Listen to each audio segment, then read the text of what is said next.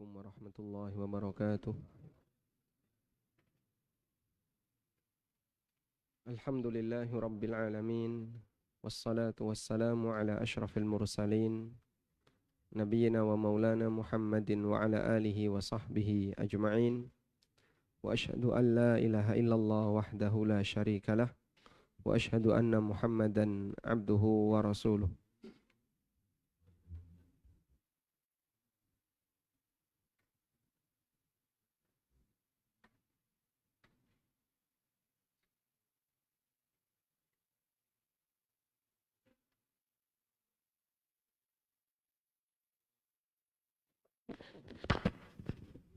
Subhanallah.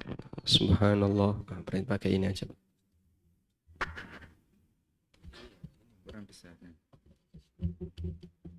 Subhanallah. Subhanallah.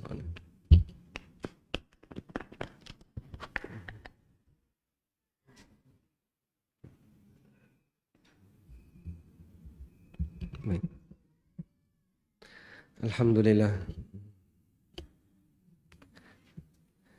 Alhamdulillah, pagi ini kita lanjutkan kajian dengan membaca buku umur yang kedua. InsyaAllah mulai halaman 43. 10 amal yang tidak terputus pahalanya.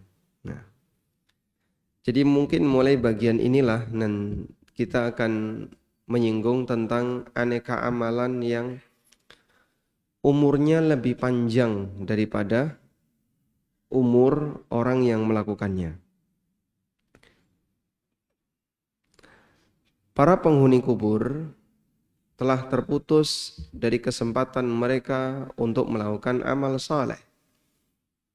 Mereka hanya bisa menunggu hari hisab yang tidak diketahui hasilnya. Saat di alam kubur, mereka dalam kesepian, hanya ditemani oleh amalnya ketika di dunia.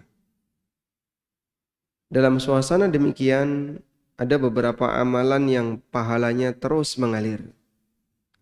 Jasad mereka bersemayam dengan tenang di alam kubur, namun balasan pahala mereka tidak berhenti. Pahala terus berdatangan, padahal mereka terdiam dalam kuburnya, menunggu datangnya kiamat. Disitulah masa pensiunan yang sangat indah, yang tidak bisa digantikan dengan dunia seisinya. Lalu amal apa saja yang pahalanya tidak pernah putus, walaupun pelakunya sudah meninggal? Nabi SAW menyebutkan jumlahnya cukup banyak. Ada beberapa hadis yang menyebutkan akan hal itu, dan insya Allah kita akan merinci hadis itu. Di buku ini saya sebutkan 3 hadis yang menjelaskan tentang amalan yang pahalanya tidak pernah putus. Baik, sekarang kita akan menuju hadis itu. Jadi ceritanya begini. Saat manusia mati, apa yang terjadi? Saat manusia mati, apa yang terjadi? Tidak kelihatan.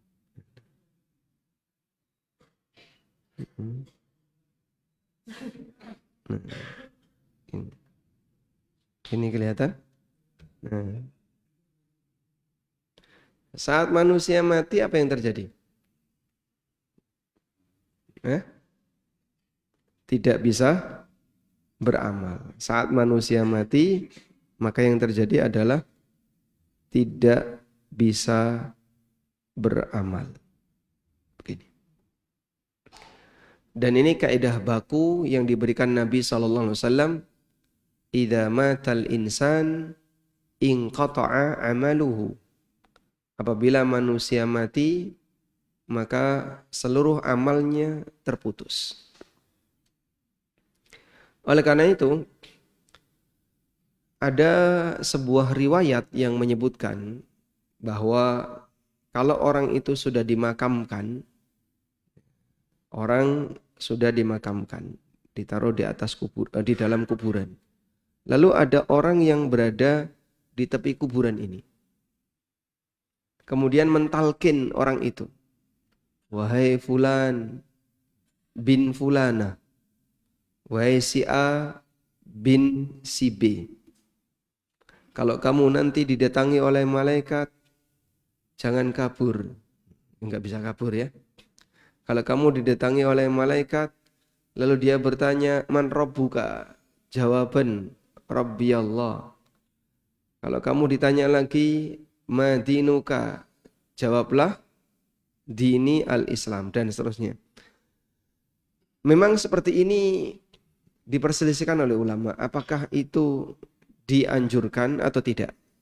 Saya sampaikan apakah itu dibolehkan atau tidak. Jadi kita mau bahas tentang talqin mayit di kuburan. Ini boleh atau tidak boleh? Ada dua pendapat. Antara yang membolehkan dan yang tidak membolehkan. Kalau kita mengambil pendapat boleh, dan ini pendapat sebagian ulama Hambali, dan ada riwayat yang disebutkan oleh Al-Hafidh Ibnu Hajar dalam Bulughul Maram, tapi dari perbuatan tabi'in, dari praktek amaliyah seorang tabi'in. Kalaupun boleh, para ulama menegaskan bahwa amalan orang yang mati tidak bisa menambah kegiatan dia. Saya ulang ya, bahwa jawaban orang yang mati tidak bisa menambah amalnya. Jadi kalau misalnya ini orang yang mati mengucapkan la ilaha illallah setelah dia mati di alam barzah, berpengaruh atau tidak? Tidak. Ketika orang yang tidak beriman, non-muslim mati, lalu dia mengucapkan la ilaha illallah di alam dua, apakah dia jadi mukmin? Tidak.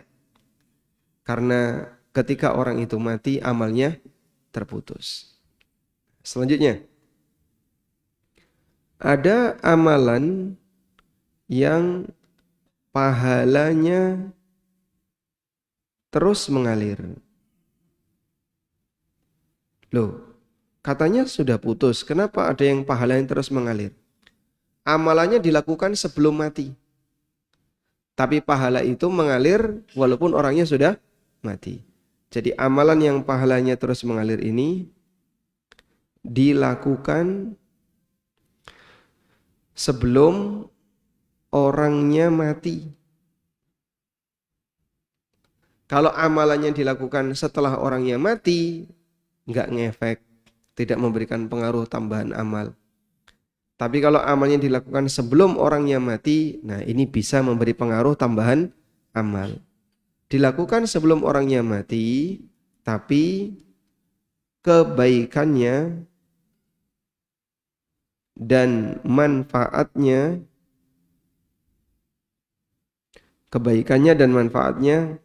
tidak putus.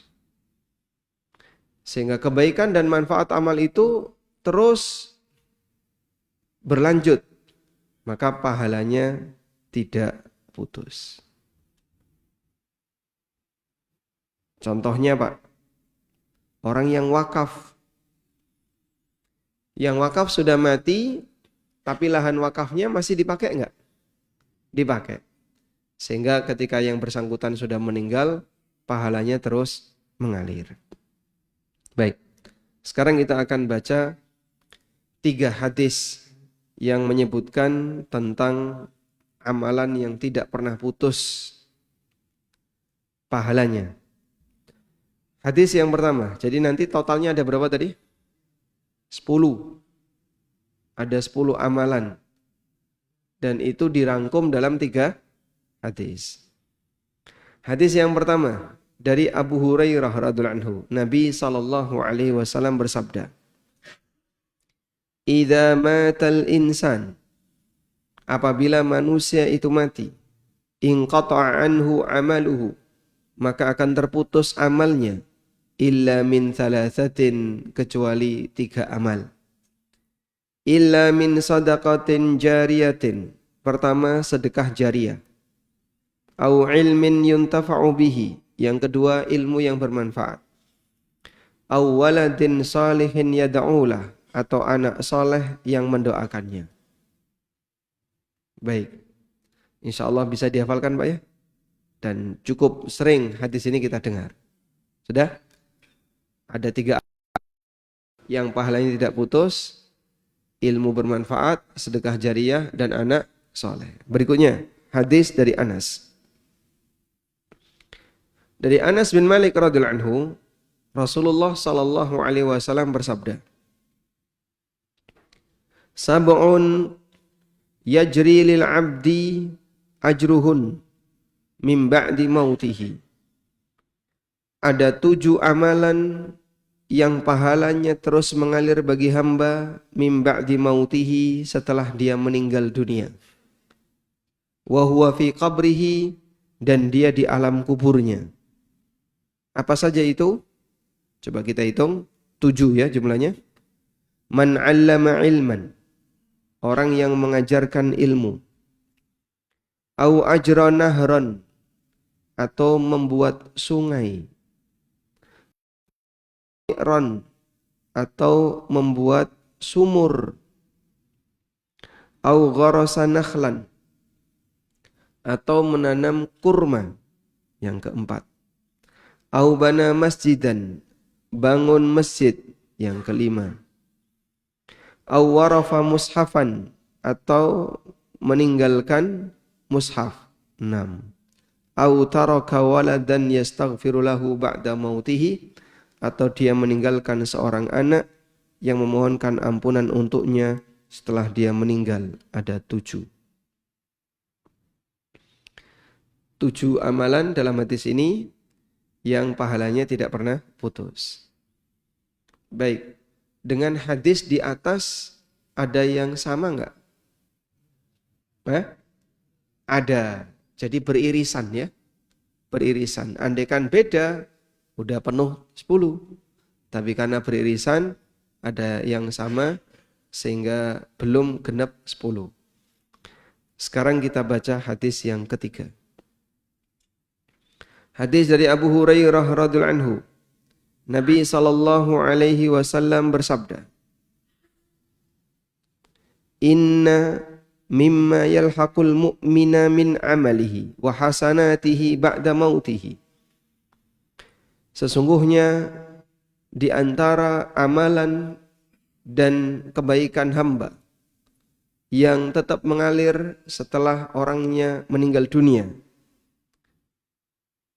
ilman 'allamahu wa nasyara, ilmu yang dia ajarkan dan dia sebarkan. 1. Wa waladan salihan tarakah, anak saleh yang dia tinggalkan. 2. Wa mushafan warratha, yang dia wakafkan.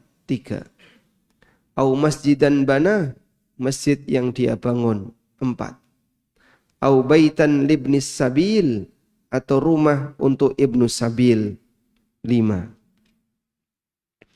Au nahran ajrahu, atau sungai yang dia buat. 6. Au sadaqatan akhrajaha min malihi fi sihhatihi wa hayatihi yalhaquhu min ba'di mautihi, atau sedekah jariyah dari hartanya yang dia tunaikan ketika masih sehat dan masih hidup, yang pahalanya terus mengalir setelah dia mati. Ada berapa? 7. Baik. Sekarang coba kita hitung, betul enggak totalnya ada 10. Sebutkan Pak ya.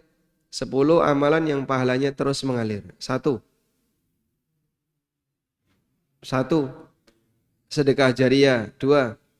Menyebarkan ilmu yang bermanfaat. 3. Anak soleh yang mendoakannya. 4.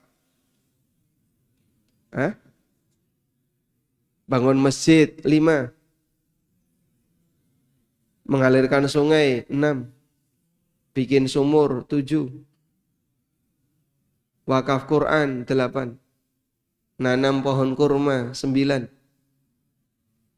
Anak soleh sudah. Bangun rumah untuk musafir, untuk ibnu sabil 10. Hah? Gimana? Ilmu tadi sudah. Sudah. Sedekah itu sedekah jariah maksudnya. Sudah. Apa? Bangun masjid sudah. Hah? Wakaf. Wakaf sedekah jariah itulah wakaf. Sambun, mushaf sudah. Mana yang ke-10? Dari hadis 3 tadi yang 10? Nggih? Anak soleh sampun. Beripun, Pak? Menyebarkan ilmu sampun. Sudah. Dari 3 hadis tadi memang tidak ada yang ke-10. Nah, yang ke-10 ini disebutkan secara terpisah di hadis yang lain, yaitu berjaga di daerah perbatasan. Jihad fisabilillah. Sudah?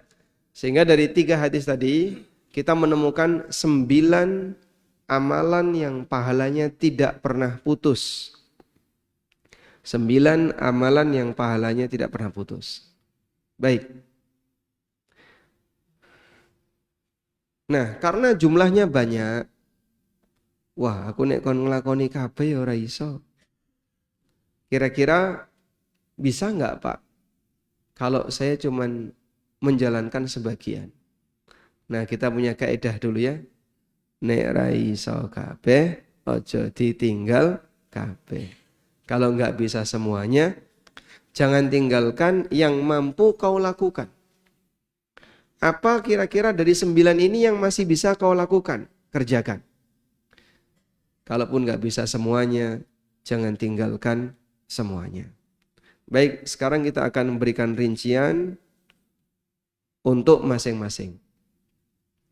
Sudah saatnya kita bersemangat untuk menanam investasi pahala selama masih hidup di dunia untuk kehidupan yang abadi. Karena masa hidup di dunia adalah kesempatan yang Allah jadikan sebagai tempat beramal untuk masa yang lebih abadi setelah kita meninggalkan dunia. Sehingga karakter dunia itu gimana, Pak? Dunia lelah. Dunia itu melelahkan. Yang kedua, fana.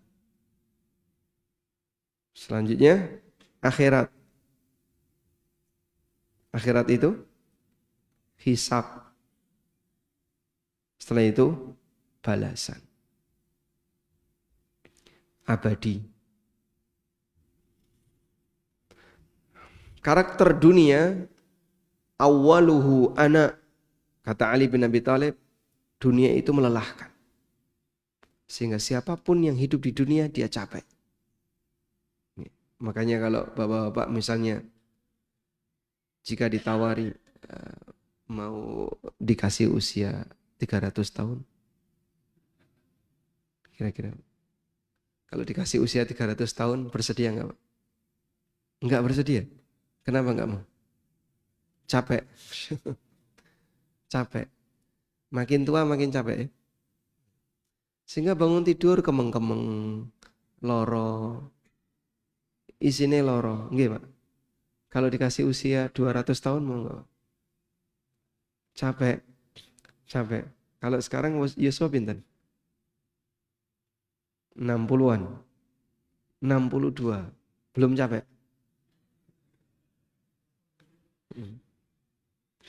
Dunia itu melelahkan. Dan nanti semua akan hilang, fana. Maka perjuangkan di sesi yang fana ini, yang sifatnya sementara, lelahnya itu untuk hisab yang baik agar mendapatkan balasan yang abadi. Demikianlah nasihat Hasan Al-Basri rahimahullah. Beliau mengatakan, fa'lam anna dunya daru amalin thumma daru fana'in wa annal akhirata daru hisabin thumma daru jazain. Ketahuilah bahasanya dunia itu tempat untuk beramal, lalu semuanya akan ditinggalkan. Sedangkan akhirat itu kita akan dihisap dari lelahnya kita ini, dari capek ini dihisap. Maka orang maksiat itu capek enggak? Maksiat. Manusia yang maksiat capek enggak? Capek, Pak. Manusia maksiat itu capek. Dan dia akan dihisap walaupun dia capek. Maka perjuangkanlah capek ini untuk sesuatu yang baik, karena semuanya akan kita tinggalkan dalam rangka persiapan menghadapi hisab untuk mendapatkan balasan yang abadi. Selanjutnya kita akan melihat lebih dekat terkait aneka amalan yang dijanjikan Nabi SAW sebagai amal yang pahalanya terus mengalir. Pertama, mengajarkan ilmu yang bermanfaat.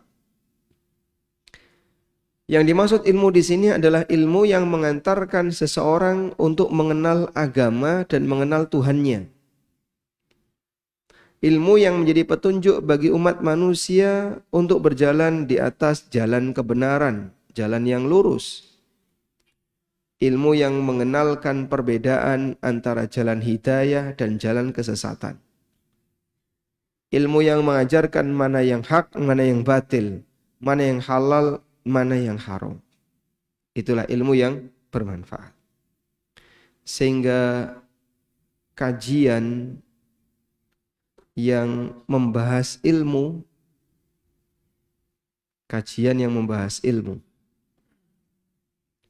itu bukan guyon. Guyon atau bukan, Pak? Hah? Bukan. Guyon itu bukan ilmu.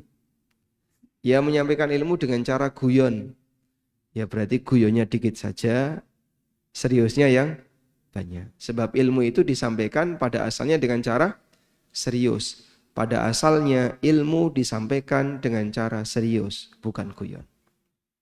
Ya, makanya saking seriusnya sampai tenang, merem kabeh.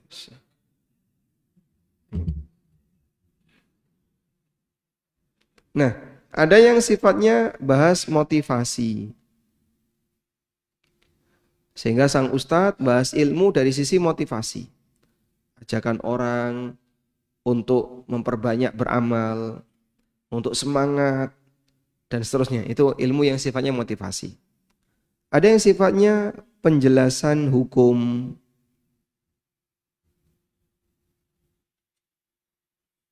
Tentang hukum A, hukum B, hukum C.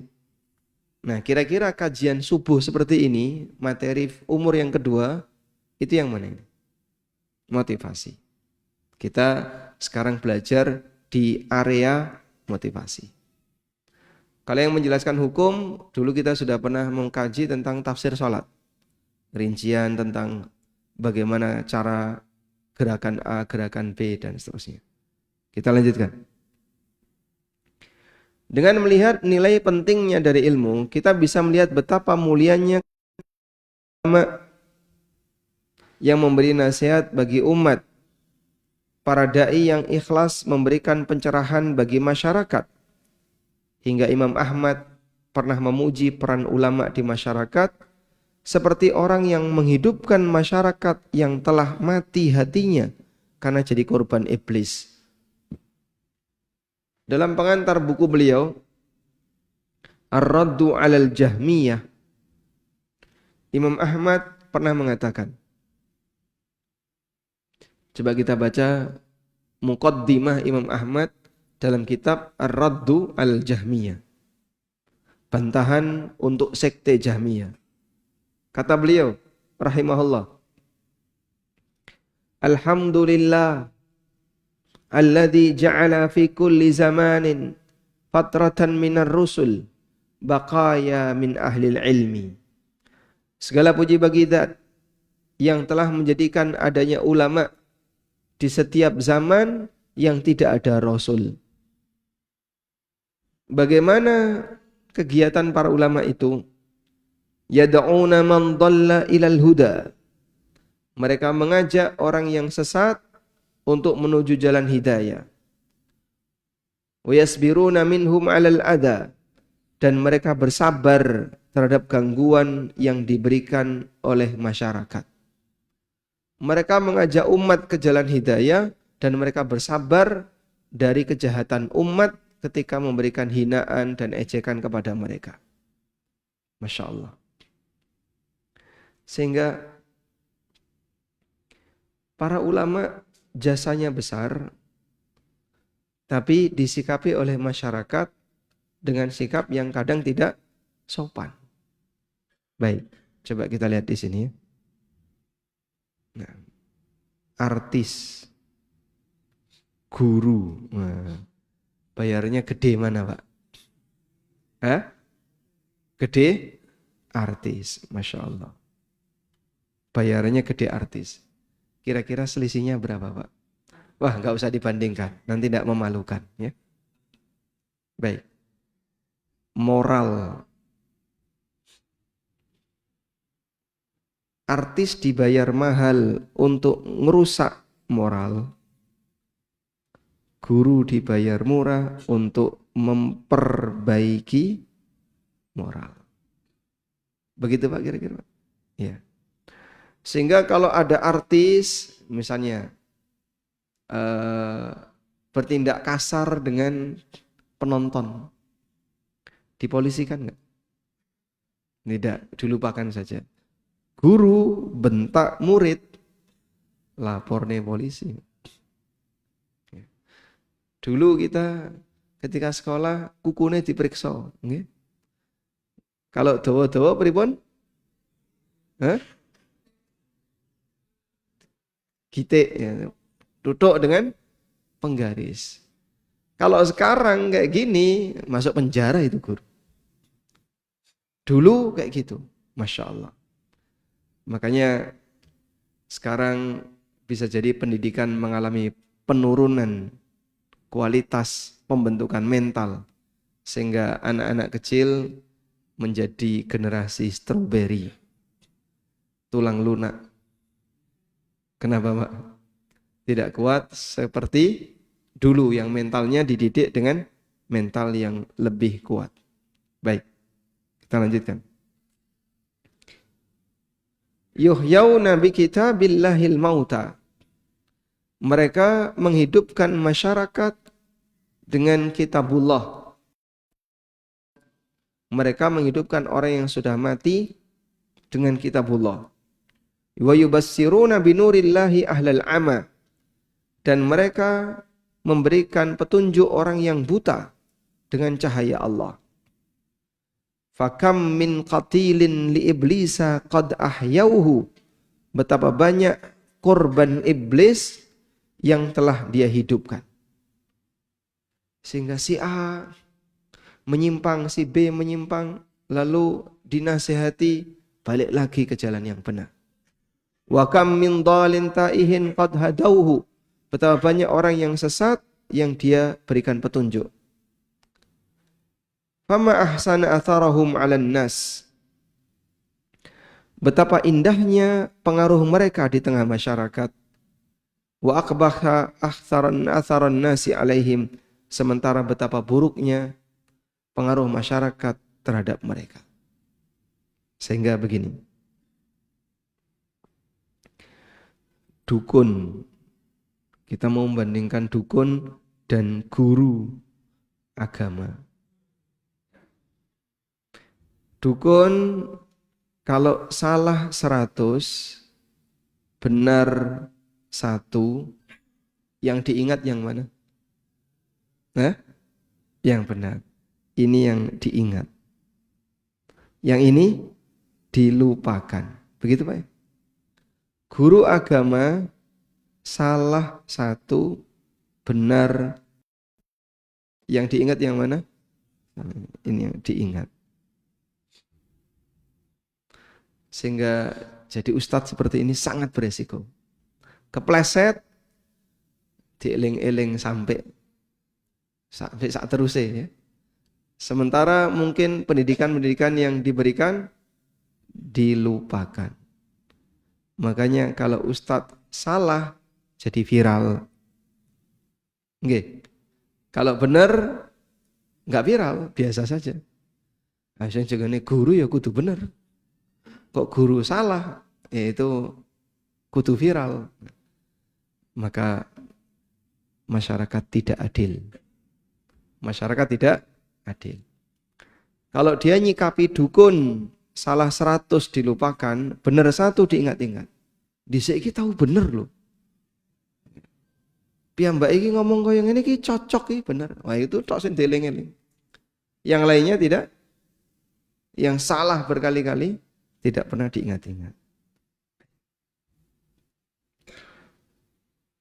Ketika orang yang berilmu wafat, maka mereka tetap bertahan di tengah masyarakat. Di saat jasad mereka tertanam di dalam tanah, pahala mereka tetap bermunculan. Para ulama mengatakan, yamutul alimu wa yabqa kitabuhu. Para ulama jasadnya mati, namun karya mereka tetap hidup. Walhamdulillah. Selanjutnya, apakah janji ini juga berlaku untuk ilmu dunia? Jika orang yang mengajarkan ilmu dunia kepada orang lain, sehingga itu menjadi sebab dia mendapatkan pekerjaan, apakah orang yang mengajarkan ilmu dunia itu juga mendapatkan pahala yang terus mengalir? Pertanyaan ini pernah disampaikan kepada Imam Ibnu Utsaimin. Jawaban beliau, rahimahullah, adz-dzahir annal haditsa 'amun. Zahirnya hadis ini bersifat umum. Ilmu yang bermanfaat itu semua ilmu yang memberi manfaat. Kullu ilmin yantafi'u bihi, semua ilmu yang bermanfaat, fa innahu yahsulu lahul ajru, maka orangnya dapat pahala. Namun puncaknya adalah ilmu syar'i. Kalau kita misalkan ada orang yang wafat dan dia mengajarkan kepada masyarakat san'atan minas sana'i al-mubahah, bagaimana cara memproduksi barang tertentu yang mubah. Wantafa'a biha hadzal ladzi ta'allamaha, dan itu memberi manfaat bagi orang yang mempelajarinya, innahu yanalul ajra, maka orang yang mengajarkan tadi dapat pahala. Wa yu'jaru ala hadza, dia diberi pahala karena memberi manfaat bagi yang lain. Jadi misalnya bapak ngajari saudaranya, gini tak ajari nukang, diajari cara bangun tembok kayak gimana, cara ngecor seperti apa dan seterusnya, sampai akhirnya dia jadi tukang. Padahal sebelumnya pengangguran. Dia sebelumnya pengangguran, lulus S1, daftar di mana-mana nggak diterima, akhirnya malu, terus daftar S2. Daftar S2. Nanti tidak dikiranya pengangguran. Makanya S2 itu kadang bisa jadi tempat persembunyian para pengangguran. Ya? Lulus S2 nganggur juga. Harap nyambut gawe ning ndi. Terus ditawari, ayo melu aku nukang, insyaallah. Kira-kira mau enggak? Hah? Mau enggak, Pak? Tidak. Kenapa enggak mau? Sekolah dhuwur-dhuwur kok nukang. Sudah? Ya wis nek ngono ya dodolan apa? Dodolan bakso. Sekolah dhuwur-dhuwur kok dol bakso. Bakul bakso, bakul cilok. Sekolah dhuwur-dhuwur. Maka diperhatikan, ijazah jadi penghalang dia dapat rezeki. Ijazah itu jadi penghalang orang dapat rezeki. Coba kalau dia lulus SMA, enggak malu, Pak, dia kerja tukang. Enggak malu jualan bakso, enggak malu jualan apa. Yang penting halal. Nah, dia nunggu yang sesuai ijazah. Belum tentu keterima. Akhirnya ijazah dia menjadi penghalang bagi dia untuk dapat pekerjaan yang halal.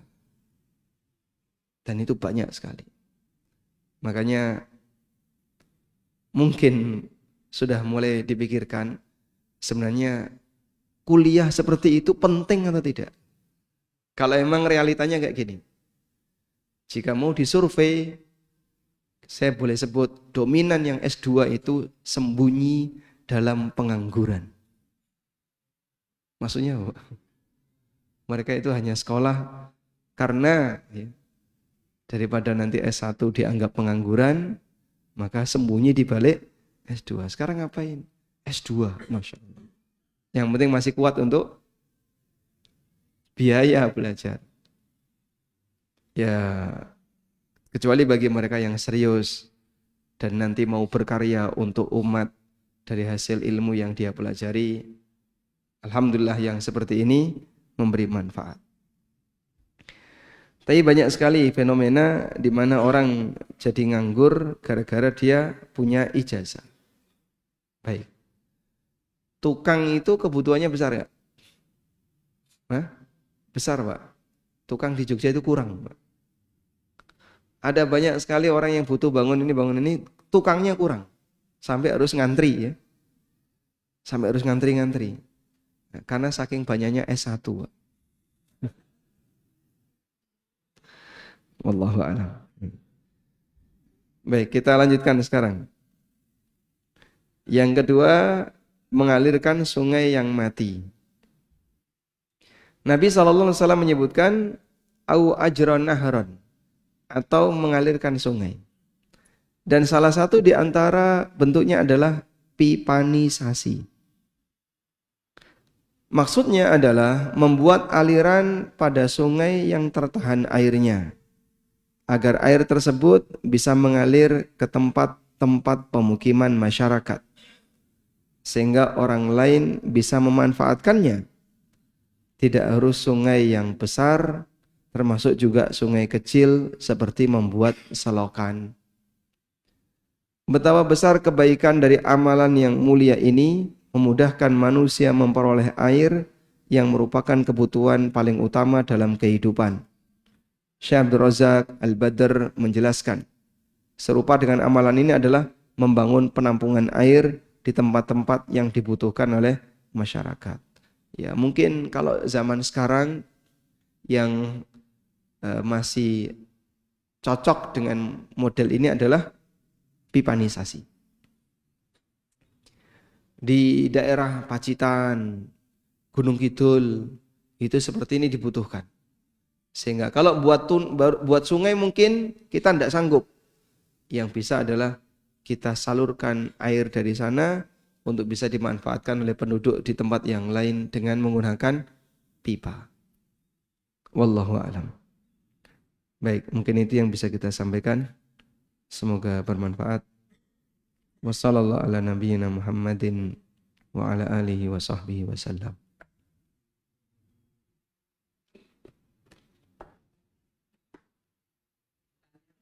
Tafadhal. Silakan. Waalaikumsalam warahmatullahi wabarakatuh. Assalamualaikum warahmatullahi wabarakatuh. Salam.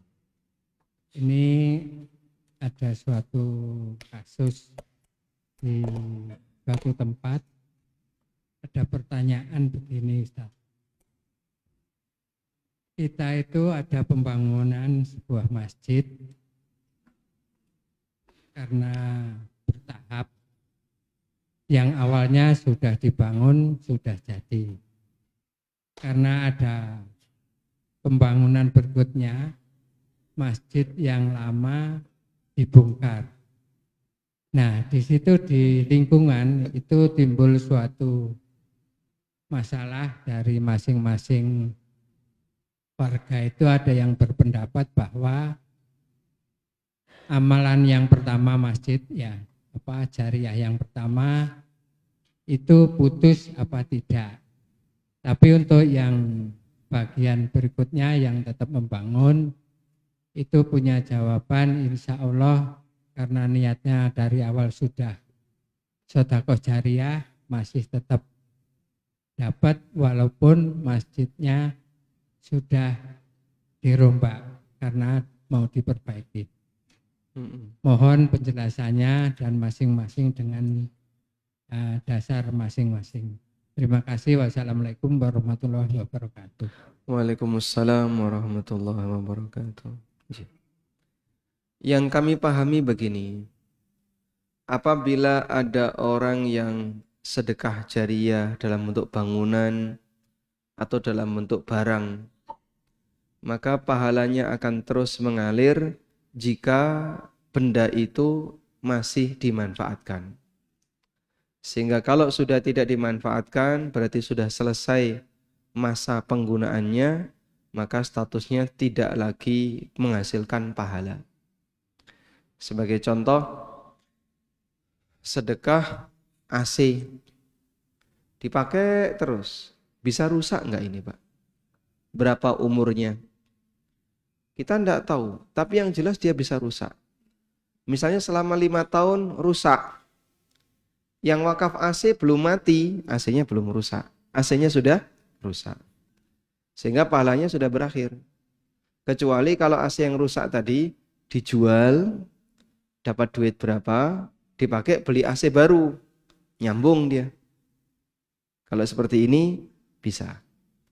Nah, kira-kira kalau masjid itu direnovasi karena mau dibangun masjid yang baru, apakah infak dan sedekah wakaf dari jamaah untuk pembangunan masjid yang lama pahalanya terus mengalir karena sudah selesai, bangunan sudah dibongkar, ya sudah berakhir.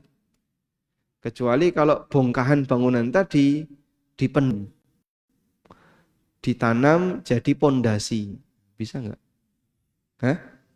Jadi uruk ya, jadi uruk. Nah, bisa. Misalnya ini masih bisa dimanfaatkan, lalu dijadikan uruk. Sehingga kan dia berada di bawah lantai masjid baru. Sepanjang dia dimanfaatkan, insya Allah yang bersangkutan tetap dapat pahala yang mengalir. Sehingga mungkin takmir pintar-pintar untuk mengalokasikan atau menggunakan hasil pembongkaran masjid lama agar bisa mendapatkan pahala yang terus mengalir sehingga tidak dihilangkan semuanya. Misalnya kusen-kusene saya iso dienggo ora? Iso. Nah, dipakai ya jangan dibuang. Bisa dijual, uangnya dimasukkan lagi, bisa juga diapain? Ya, ditempel lagi di tempat yang berbeda. Yang dulunya di depan dekat imam, sekarang pindah ke belakang misalnya. Bisa seperti itu. Wallahu a'lam. Karena itu kita sarankan jangan hobi renovasi masjid.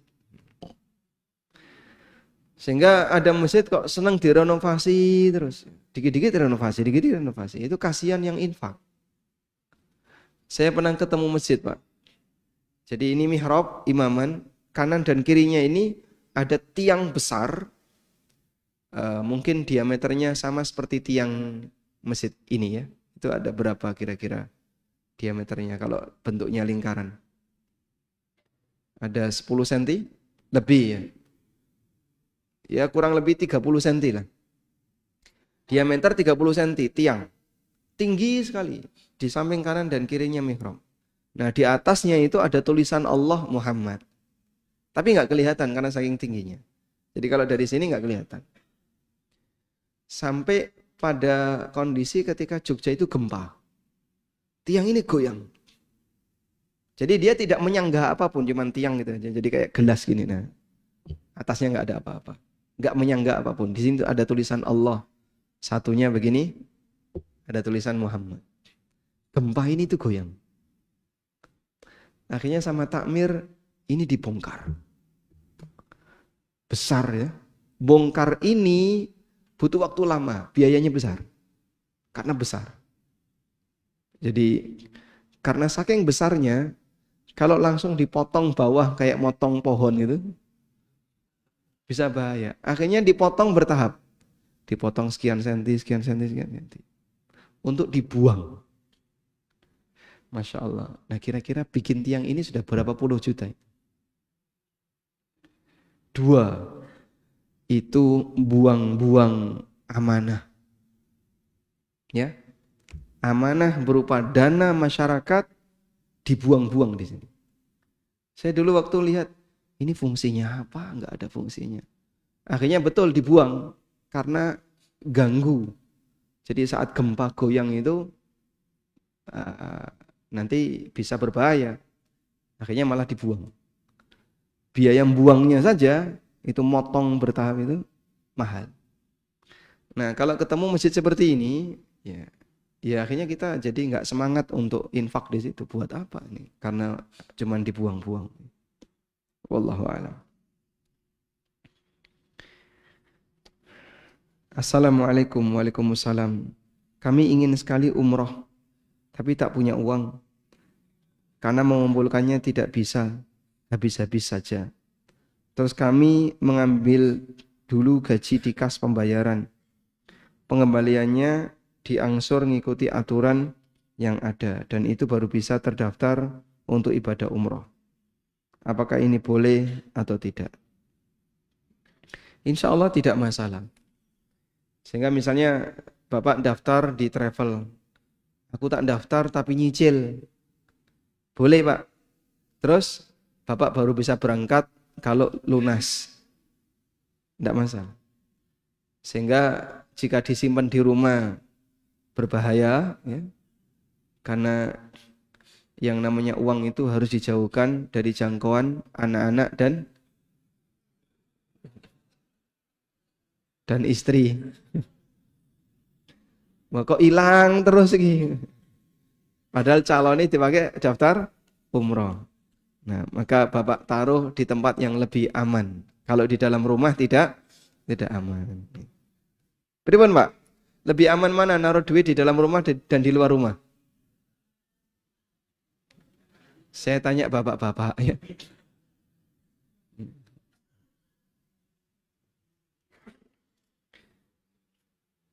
Bagaimana pandangan Ustadz dengan kegiatan senam yang diadakan di halaman masjid? Pesertanya laki perempuan. Umum dalam rangka kegiatan 17-an. Orang Islam mayoritas kalah dengan agama minoritas. Takmir amanah. Takmir itu amanah. Jadi takmir adalah amanah. Maka dia punya tanggung jawab untuk menjaga masjid yang merupakan Baitullah dari semua perbuatan maksiat. Sehingga kalau ada maksiat di situ ya dilarang. Kalau lapangan masjid Pak termasuk. Coba misalnya senam seperti ini di pelataran Masjidil Haram. Kira-kira gimana Pak? Hah? Atau di halaman Masjid Nabawi. Kan bukan di dalam. Iya, coba lakukan seperti ini di Masjid Nabawi. Semua orang kan mengatakan orang sopan. Di sana masjid, di sini juga masjid. Yang perlu untuk dimuliakan. Maka kalau takmir mengizinkan, dia yang berdosa pertama. Karena takmir membiarkan Baitullah dipakai untuk kegiatan buka aurat, joget-joget bareng, laki perempuan yang itu isinya maksiat. Kadang datangin pembina senam tuh, instruktur, datangin instruktur senam, dan pakaiannya, wallahu a'lam. Ya kayak gitu kok dilakukan di masjid. Sehingga takmir ya harus dengan tegas, mohon maaf, masjid bukan tempat untuk kayak gini. Tapi nanti diseneni karo warga. Ya itulah konsekuensinya. Ketika Anda diberi amanah, maka Anda harus jaga. Jangan membiarkan orang bebas berbuat maksiat di masjid yang seharusnya dimuliakan. Wallahu a'lam.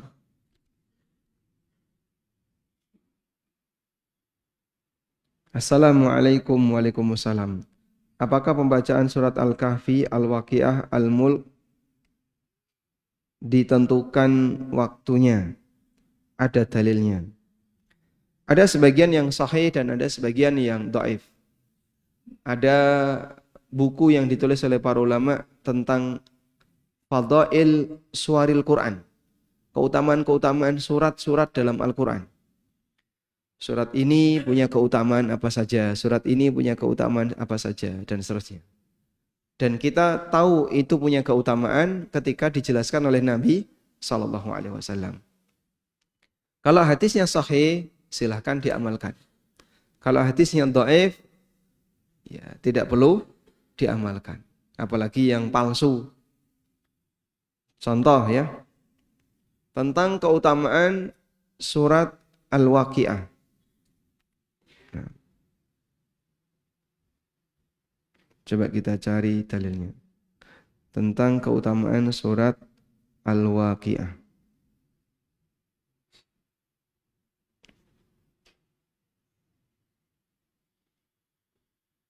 Nah, di sini ada pertanyaan ya, mengenai apakah sahih hadis tentang keutamaan surat Al-Waqi'ah.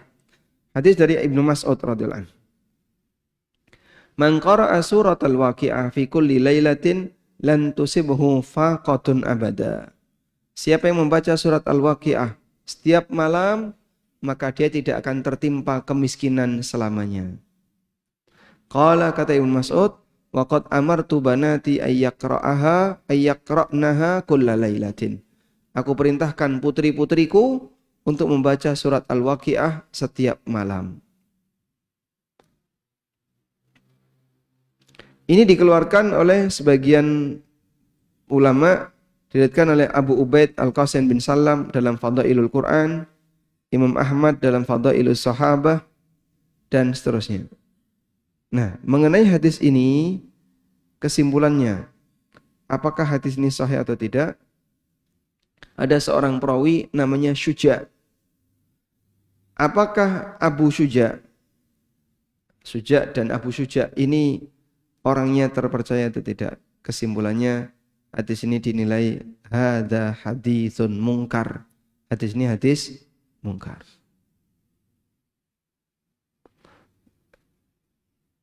Falhasil, kesimpulannya adalah anna hadzal hadits dhaifun. Hadis ini hadis yang lemah, la yasihul amalu bihi. Tidak sah atau tidak boleh diamalkan.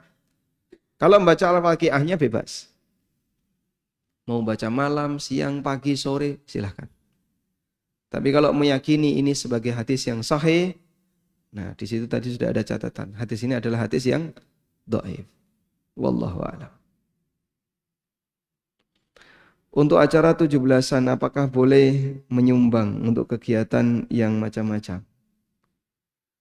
Acara 17-an yang tidak menggunakan sound horeg, ya, silakan disumbang.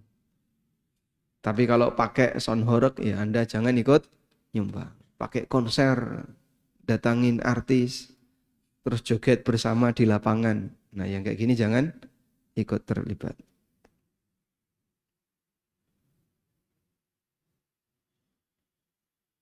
Assalamualaikum. Waalaikumsalam. Jika kita berangkat umroh, kan lama di pesawat. Jika mau sholat sebaiknya tayamum atau tetap wudu dengan semprotan air yang sedikit. Nabi SAW berwudu dengan air 1 mud. Nah, 1 mud itu begini. Coba misalnya Bapak Ibu nyakup air begini, terus taruh di gayung. Itu kira-kira berapa? Kurang lebih segini. Berapa ini? 300-an mili. Kurang lebih 300 mili. Ini cukup untuk wudu. Nah, maka di pesawat wudu dengan air 300 mili bisa. Dan saya mengajarkan kepada jamaah, silakan wudu dengan air kurang lebih 300 mili. Mungkin bisa dicoba ya. Wallahu a'lam. Baik, demikian yang bisa kita sampaikan, semoga bermanfaat. Wassallallahu ala nabiyyina Muhammadin wa ala alihi wa sahbihi wasallam.